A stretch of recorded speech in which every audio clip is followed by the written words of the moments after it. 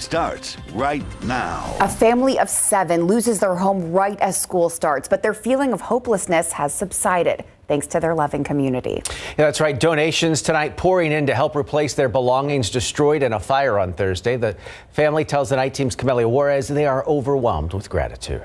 Erica Saucedo was running errands like it was any other day. Then she got a call her home was on fire and everything their family had built was gone. From the outside of the home, you would not think it looks the way it does on the inside. San Antonio fire crews say lightning struck the house. Since then, the Saucedo family has been trying to manage their living situation. They didn't ask for help, but people began donating money and school supplies. Maybe because our culture, we carry ourselves with a high pride and, you don't ask for help. And then the next thing I knew, somebody had posted on Facebook that they're not going to ask for help, so we are. And word started spreading and word started spreading. Mariana Espinosa Munoz owns a Southside boutique, Marianetta's, and says Saucedo is a loyal customer and wanted to return the support. She's collecting clothes and monetary donations at her store on Nogalitos. It hurts me, seeing that the kids go back to school Monday and, they have nothing. They were left with nothing, and, it's hard. It didn't take long for donations to come in. One customer brought bags of clothes that were the perfect size. The family of 7 is working with insurance to get back on their feet. In the meantime, they're thankful to have the support of the community. There are other good people out there, so it's very overwhelming to see the community come together and help us out. Next Saturday, 2 plate sales are going on to support the Saucedo family. Marianetta's will have a turkey leg sale, and you can find those details on her Facebook page. Another plate sale will benefit the Saucedos at Ruben's Tamales parking lot starting at noon next Saturday. Camelia Juarez, KSAT 12 News. Thank you, Camelia. A heartbreaking birthday remembrance in Uvalde today. Usaya Garcia would have turned 11 years old today. He was one of the 19 children killed at Robb Elementary on May 24th. His family placed balloons, a cupcake with a candle, and a stuffed lion at his cross in the downtown plaza. Usaya is remembered for his shaggy hair, passion for football, love of his Nintendo Switch, and his big heart. His family lovingly called him Usi. Meanwhile, the question surrounding Pete Arredondo's position as Uvalde CISD police chief is still up in the air. Next week, school board members will consult an attorney about his termination hearing. This information coming from the board's agenda for the next meeting that's scheduled for Monday. Arredondo's fate was originally supposed to be decided back on July 22nd. However, 2 previous board meetings where Arredondo's appointment was going to be discussed were postponed, both at the request of his attorney. The attorney consultation will happen in closed session. Arredondo was placed on leave by the district nearly 1 month after the Uvalde school massacre. Well, it's a quiet evening in San Antonio tonight. Temperatures have fallen into the 80s. Some folks around the KSAT 12 viewing area saw some isolated downpours, but it stayed mainly dry around San Antonio today. And as we look ahead to the coming days, slight rain chances in San Antonio, but much better rain chances south. It was a hot one in San Antonio. We got up to 102 degrees today for the high temperature. Quite above average by about 5 degrees. Elsewhere, it was 100 in Del Rio, so hotter in San Antonio than it was in Del Rio. Reason for that is Del Rio got a little bit of rain today. 104 in Cotulla. It was 101 in Gonzales, 103 in New Braunfels. All right, take a look at your screen. There's a low pressure system there off in the Gulf of Mexico. It's going to be bringing some good soaking rains across South Texas. So just a quick look at the weather ahead. In San Antonio, unfortunately, only isolated rain, but south of San Antonio, south of Highway 90 and on the Rio Grande Valley, healthy rains for those ranches and farmlands out there. Humidity will stay very high because of tropical air. And I'll have a look at that triple-digit tally. We're close to seeing the most 100-degree days in a year. I'll have those forecast details and more coming up. Thank you, Sarah. Well, almost a year has passed since 13 service members were killed in an attack in Kabul, Afghanistan, after President Joe Biden ordered the removal of U.S. troops. Those service members died in an explosion, one of them having ties to right here in South Texas. Today, family and members of the local VFW honored their lives and their sacrifice. The Night Team's Lee Waldman has their story. We died twice. Once we're buried with full military honors, a flag on our casket, 3 volleys, and the sauna taps.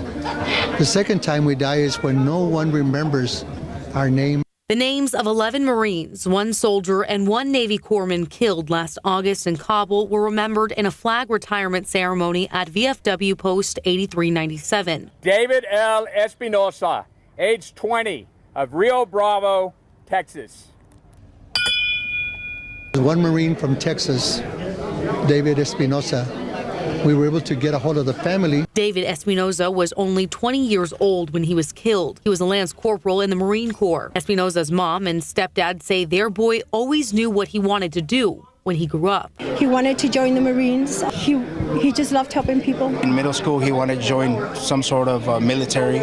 And like my wife said, by his junior year, he was really into the Marines. Olguin was given one of the 13 strips of the retired American flag with her son's name on it to lay to rest. It's just beautiful. I appreciate it. Like my husband said, is to remember them and not forget them for their sacrifice. They say this isn't just about their son. It's about the work of all service members who put their lives on the line for freedom. Not only our son, but the other 12 service members. It's just an honor. It's something that's, it's beautiful. Olguin was also given a Gold Star flag to remember her son's sacrifice. All 13 service members killed in Kabul were posthumously honored with a Congressional Gold Medal. Lee Waldman, KSAT 12 News. Developing story, a man is in the hospital tonight after a shooting broke out during a carpet installment on the north side. It happened around 12:30 on Hebner Road, not far from Churchill Estates Boulevard and Bitters Road. San Antonio police say 3 or 4 people were installing carpet in a building when the shooting happened. One man was taken to the hospital. Police are still trying to determine what led up to the shooting and if the shooter will face charges. This happened next to a children's party venue, but no one there was hurt or affected. San Antonio police are looking for a suspect in connection with a fatal shooting over on the east side. Witnesses near the North Polaris and Canton Street intersection called police after hearing shots fired around 1:30 this morning. When police arrived, they found one man with a gunshot wound to his neck. That man was taken to BAMC in critical condition, where he later died. The family of Vanessa Guillen is filing a $35 million lawsuit against the U.S. Army. Guillen was the Fort Hood soldier who was killed back in 2020, with her remains found 2 months after her death. Investigators say she was murdered by fellow soldier Aaron Robinson with a hammer. Robinson later died by suicide. The lawsuit states her death was a result of sexual harassment, rape, sodomy, and physical assault. U.S. Army officials have not commented about the lawsuit. Other stories making headlines today. President Joe Biden now just days away from signing the Inflation Reduction Act that heads to his desk today. That act passing the House 220 to 207 with no Republican support. It allocates $375 billion over 10 years towards combating climate change. It's the largest investment in clean energy in U.S. history. Democrats also touting the prescription drug and health care provisions meant to cut out-of-pocket costs for millions of Americans. But despite its name, Republicans argue it won't do much at all to fight inflation. You cannot spend your way out of inflation or tax yourself out of recession or borrow your way out of debt. We send to the president's desk a monumental bill that will be truly for the people.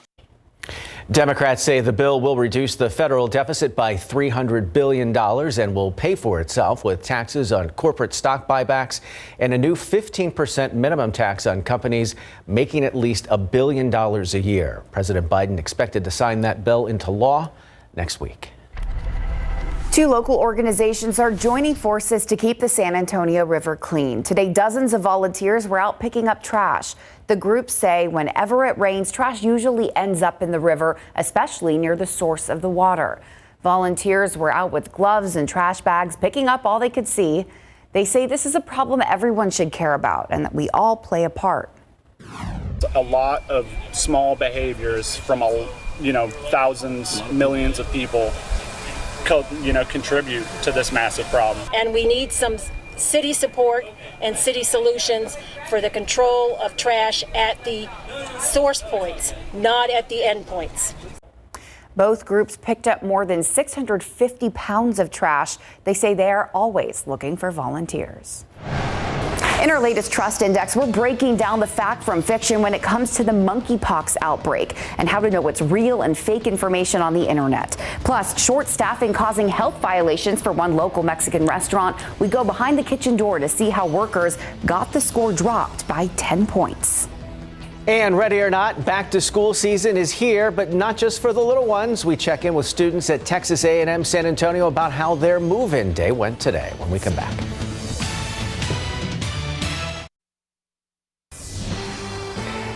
College students are heading back to school, but first you have to move in, and that's exactly what happened today for students at Texas A&M University San Antonio. It was also the kickoff to their JAG-X program, where first-year students are welcome to the campus to get a chance to prepare for the new school year with their fellow Jaguar classmates. Students participated in events on campus surrounding their move-in day and got the chance to talk to faculty and staff about what to expect. Be curious, to be adaptable to the new situations, and to be ready to study. Going to college does take work and energy, and we know our students are excited and prepared for a bright future. The university is scheduled to start their classes on Thursday. For more back-to-school content, we've got it all. Just head over to KSAT.com.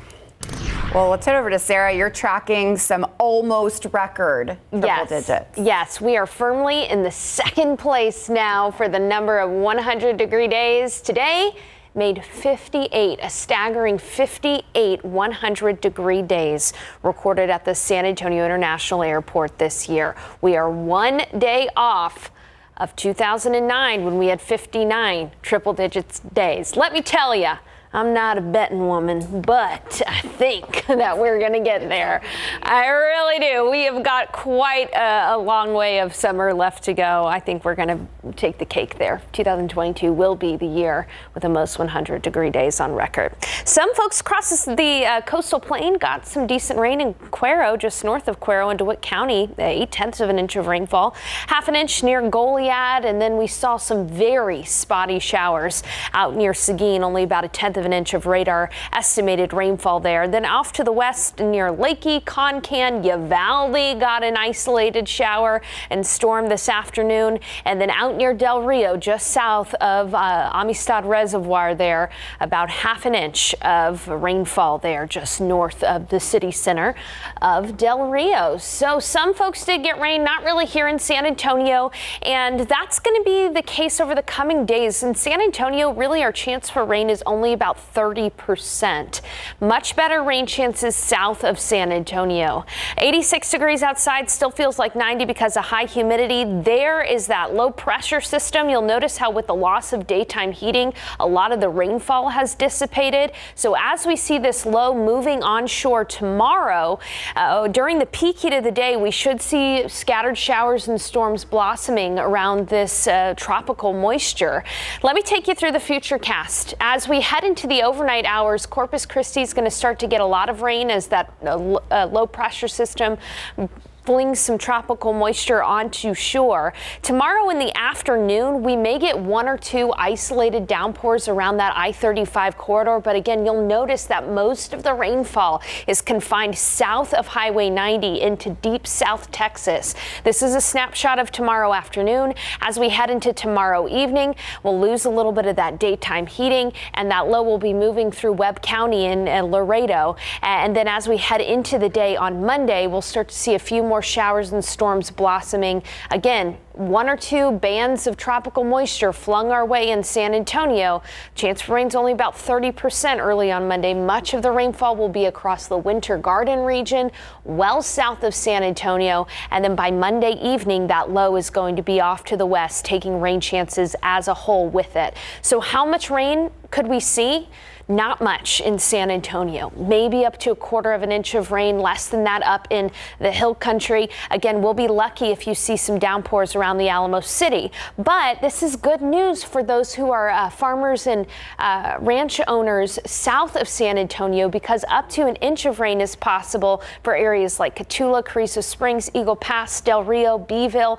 And unfortunately, flooding rains could be possible for Laredo, Corpus Christi, down to the Rio Grande Valley. 2 to 5 inches of rainfall down there. But here in San Antonio, here's what we can expect tomorrow. Your KSAT 12-hour forecast will be in the 80s in the morning, and then we'll have increasing clouds. It'll actually become more cloudy in the afternoon. 30% chance for an isolated downpour, mainly in the afternoon. High temperature of 94, and winds will be from the east-southeast at about 20 miles per hour at times. Now, looking at the dew point forecast, it's going to stay humid in the afternoon tomorrow. So that means even though the high will be 94, it should feel closer to 100 degrees. Low to mid 90s on Monday as well, with that 30% chance of isolated downpours. Then temperatures crank back up. We'll be able to add on to that triple-digit tally, I think, by the end of the week. Coming up, some areas now under stage 4 water restrictions. I've got those details for you in just a few minutes. I got excited about 94 until the dew points, Matt. Yeah, you know what I'm going to do when we hit that 100-degree 59 days in a row? Slow clap. Yeah, slow clap. All right, Larry, it is back. It is fake preseason football, but it is back. It is back. The Texans were hosting the Saints tonight, and QB1 Davis Mills started for the Texans. Jeff Driscoll went the rest of the way. He had an up-and-down game with 3 interceptions, but 2 touchdowns. One helped to win the game. Plus, Marcus Davenport is back with the New Orleans Saints. Coming up.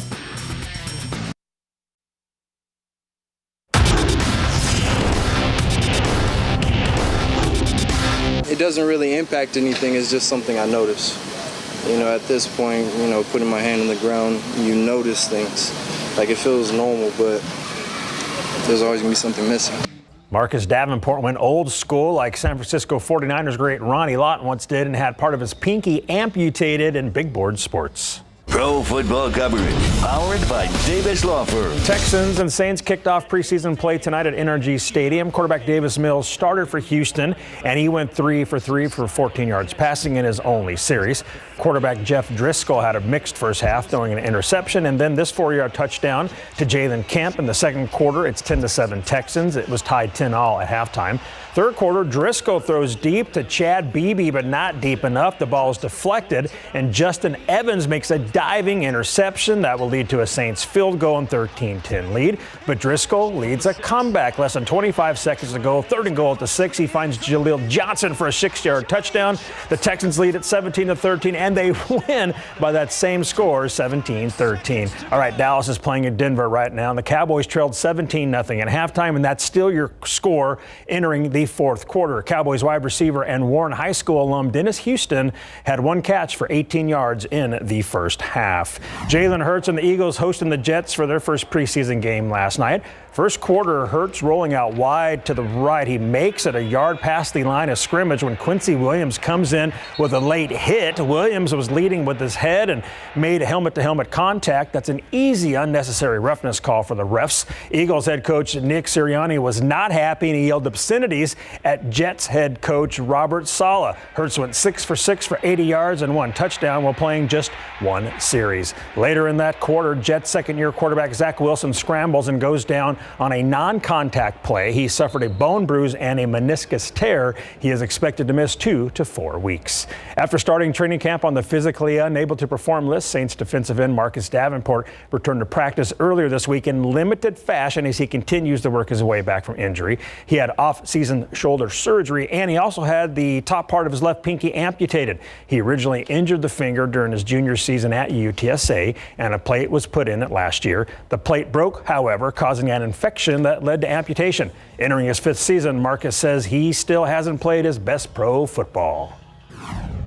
You know, I feel like I'm not there yet. And so, you know, every day I really get the chance to, you know, especially in these past couple months, really just sharpen my mind. You know, now I get to go make it physical. So the best is yet to come. Last season, Davenport played in 11 games, making 9 starts. He had 39 total tackles and 9 sacks, both career highs. The 2022 high school football season kicks off in 12 days, and that means we are now 2 weeks away from the first ever KSAT Pigskin Classic on Saturday, August the 27th at the Alamo Dome. I'm talking about 3 games and 6 teams in Smithson Valley, Reagan, Judson, Johnson, Steele, and Brennan. Back on April the 19th, we held a press conference at the Alamo Dome to announce the KSAT Pigskin Classic, and the excitement is building every day as that event draws closer. So it all goes down Saturday, August 27th at the Alamo Dome, and all games are live right here on KSAT 12. Game 1 between Smithson Valley and Reagan kicks at 11:30 a.m. Game 2 will see Judson and Johnson at 3:30 p.m., and the nightcap features Steele and Brennan at 7:33. Great games. UTSA is stacked at wide receiver. We've got that later in sports. It's going to be like New Year's Day in August. A day full of football here on KSAT 12. Looking forward to it, Larry. Us football fans are loving it. All right. Thank you, Larry. More details coming out from the search of former President Donald Trump's Mar-a-Lago estate, what the feds were looking for and what they found. And brown dishwater, lint hanging from the air ducts, and eggs stored in hot temperatures. Just a few of the latest violations I found when I went behind the kitchen door this week. Welcome back. A Mexican restaurant with a history of high scores barely passed a recent inspection, and a popular Korean barbecue racked up several violations. I go behind the kitchen door to find out what happened.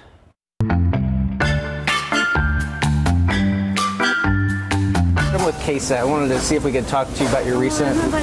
There's nobody here that's in charge? They're just left right now. There was no manager on duty when we stopped by La Quintana Mexican restaurant in the 1400 block of Quintana Road, but this worker agreed to answer some questions about their recent health inspection. The West Side business has a history of scores in the upper 80s and high 90s, but they earned a barely passing score of 72 last month. This one seemed really low compared to what you guys normally have. I know we had a bad week. What happened?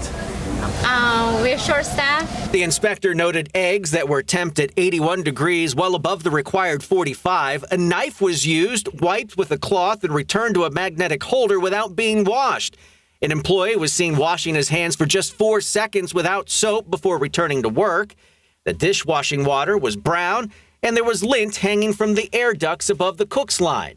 They were also written up for not having current food handler certificates. Those have now been updated, and they're currently waiting for a reinspection. Yeah, it's out of the ordinary, and we should be good for next time. The Chaz supermarket in the 1400 block of Pine is a popular spot for Korean barbecue. They earned an 81 with 5 repeat violations.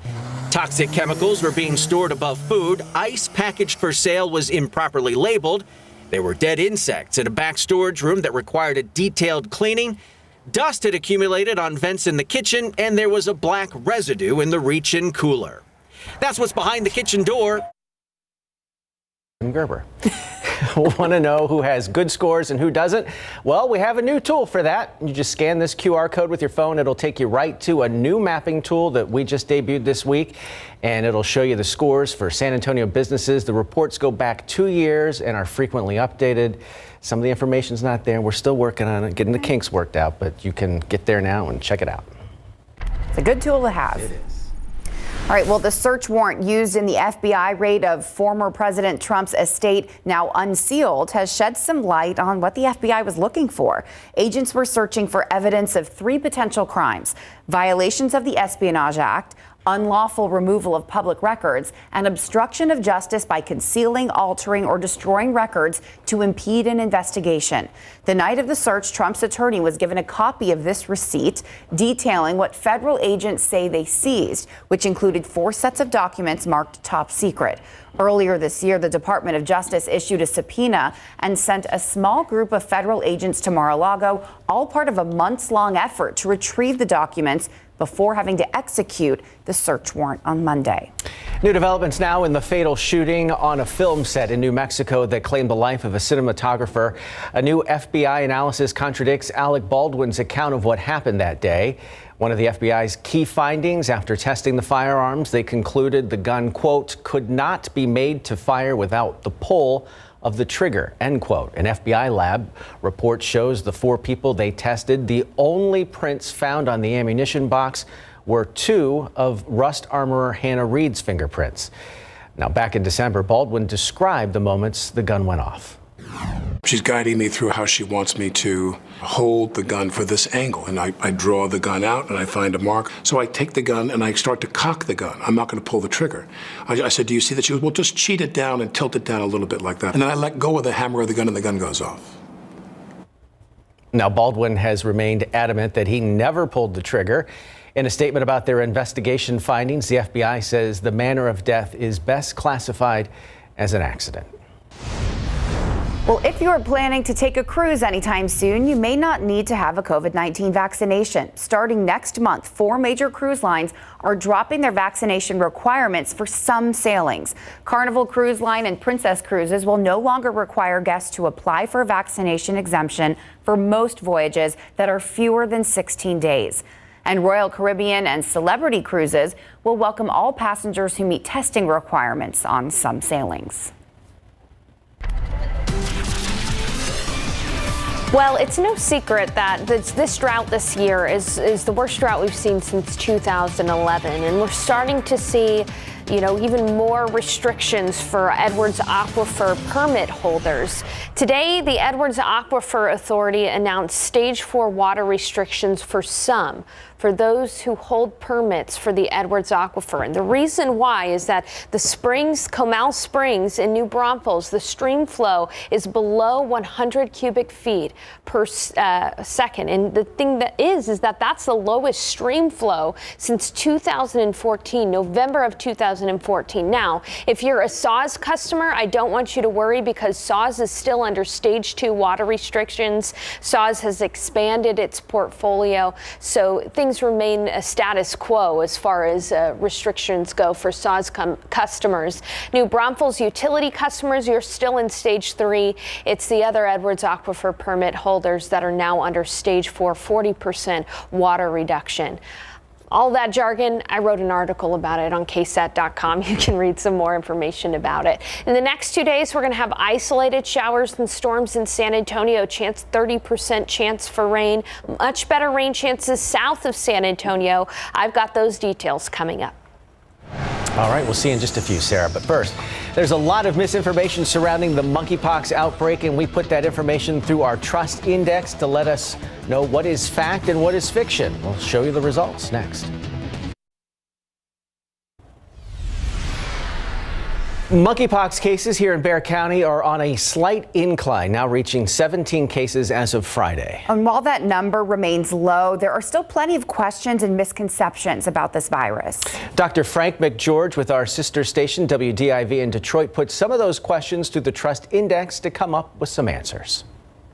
Let's start with a fairly straightforward one. Monkeypox came from COVID, or monkeypox is related to the COVID vaccine. Those are both not true. The monkeypox virus was identified decades ago, and it has no biological relation to COVID or the COVID vaccine at all.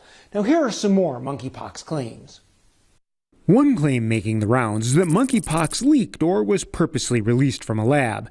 Here are the facts. According to the CDC, monkeypox was first identified in 1958 when monkeys being kept in a lab developed the infection. However, the first human case of monkeypox was identified in 1970 in the Democratic Republic of the Congo in a 9-month-old child. Since then, cases have largely been limited to 11 African countries. Although monkeypox was first identified in a lab animal, it has been present in humans since 1970. So this is not true. Another claim is that monkeypox is a disease of gay men. This is directly from the CDC. Quote, many of those affected in the current global outbreaks are gay, bisexual, or other men who have sex with men. Now, while this group has been hardest hit in the current outbreak, monkeypox can spread to anyone in close contact with an infected person, regardless of their sexual preferences. So this is not true. It has been said that monkeypox is airborne. Right now, I would classify this as be careful. And here's why. Right now, the most common route of spread is through direct physical contact with an infected person. This is frequently of an intimate nature.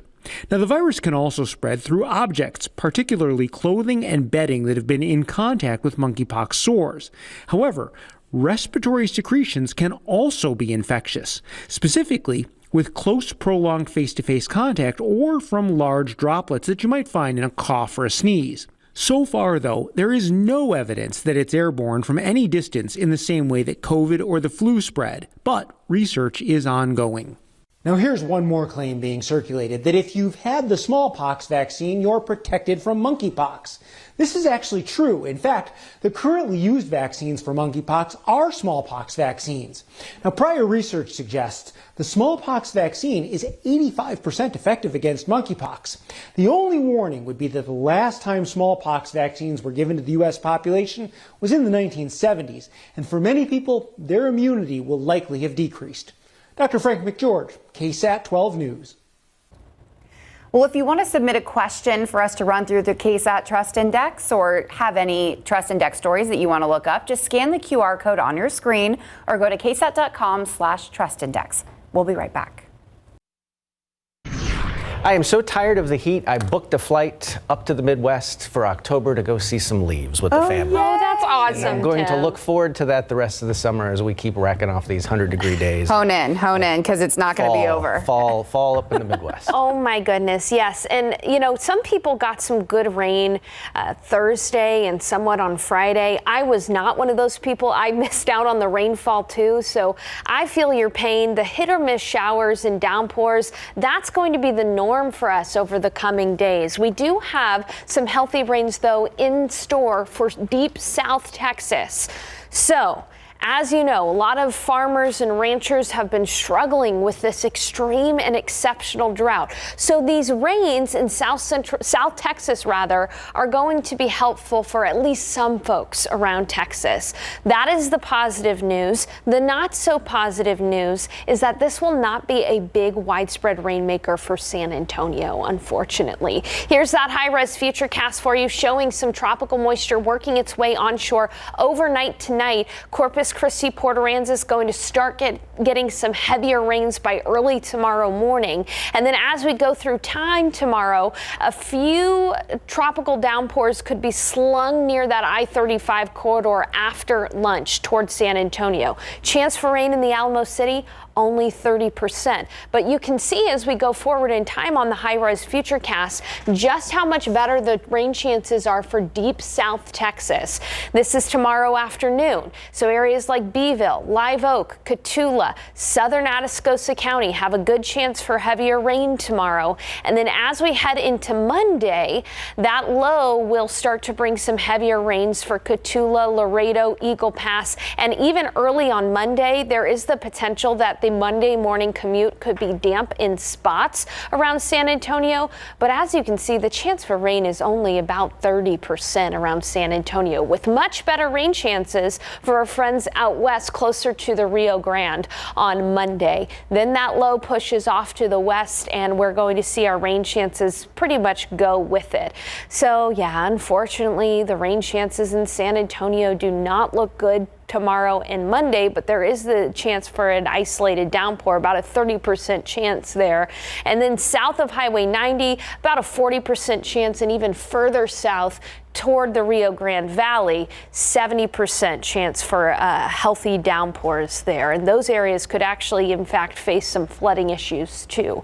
So we'll continue to keep you updated as that low pressure brings some folks in Texas some good rain. Here's our KSAT 12-hour forecast back home in San Antonio. We'll be waking up in the upper 70s. It's going to be very humid tomorrow morning. Clouds are actually going to increase. We'll have mostly cloudy skies by noon, and then in the afternoon, 30% chance for an isolated downpour. High temperature should only be in the low to mid 90s, but because all that tropical moisture is going to be around, it is still going to be very humid tomorrow. Here's a look at those highs. 93 in Kerrville. Hondo, you'll be at 94. It'll be 96 in Uvalde, 92 in Cotulla. Notice only in the 80s across the coastal plain because of the higher chance for rainfall. It'll be 90 though in Helotes, not too bad. 93 in Converse, 94 in New Braunfels, 93 in Seguin, and 91 in Floresville.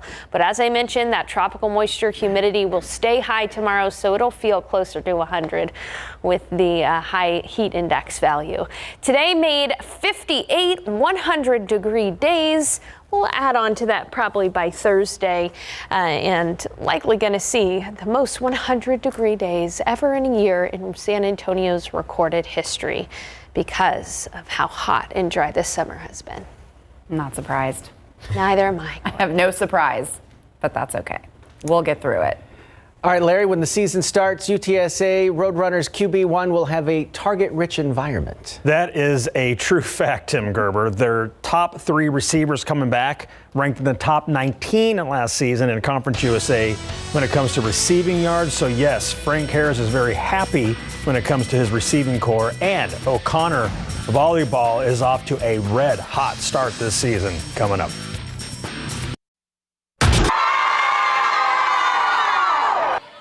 The O'Connor Panthers opened the season unbeaten with an 8-0 record, and they're already bringing home some hardware in big board sports.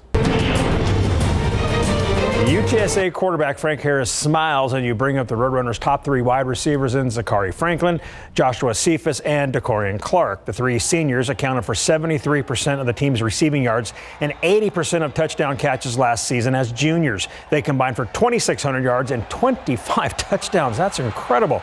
Those 3 are extremely talented, and they make football life much easier for Harris.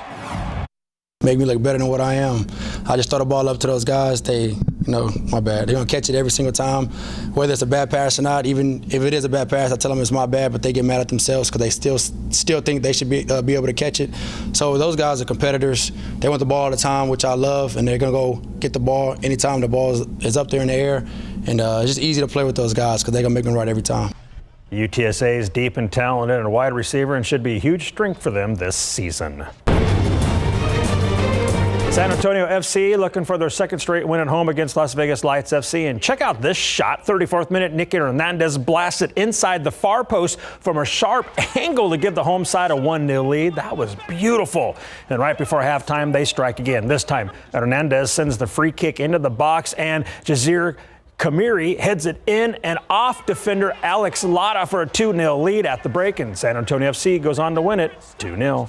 The NEISD tournament wrapped up this afternoon at Harlan District Gym with O'Connor, Smithson Valley battling for the championship. Match tied at 1 set apiece, and the Rangers find some separation in the third. Emily Wirtz drills a shot down the line, and Smithson Valley leads 17-14. But the Panthers answer back with a 6-1 run. First, Nevaeh Smith gets up for the huge block. Then, a few plays later, Kendall McKee finds a spot in the far corner for the point. OC goes up 20-18, and they find a way to hang on. Kelly Fording smokes a spike right down the middle. And the Panthers take the set 25-23 and win a great championship match 2-1. These are the games that I want to be in, that I want this team to be in. Great team, Smithson Valley. Wish them the best of luck. But very proud of the perseverance that they're showing at the beginning here, and I hope we sustain that. This is so great for us, like the challenge. It is so high level competition that it's going to help us in the long run and help us in playoffs. We're fighters for sure, starting off the season really well and setting the bar super high for us, and excited for district this year. Pro football coverage, powered by Davis Law Firm. It's been a rough night for the Dallas Cowboys in their preseason opener at Denver. Right now, they trail the Broncos 17-7 late in the fourth quarter. Dallas quarterbacks Cooper Rush and Ben DiNucci struggled big time. Now, Denver safety Caden Stearns has 4 total tackles last we checked.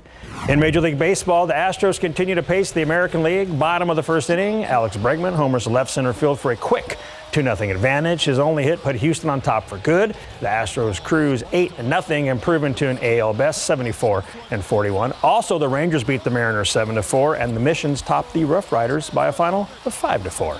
Guys, favorite time of year? Baseball and football at the same time. Fake football, though, right? Yeah, it's fake football. I love that stuff. Thanks, Larry. We'll be right back.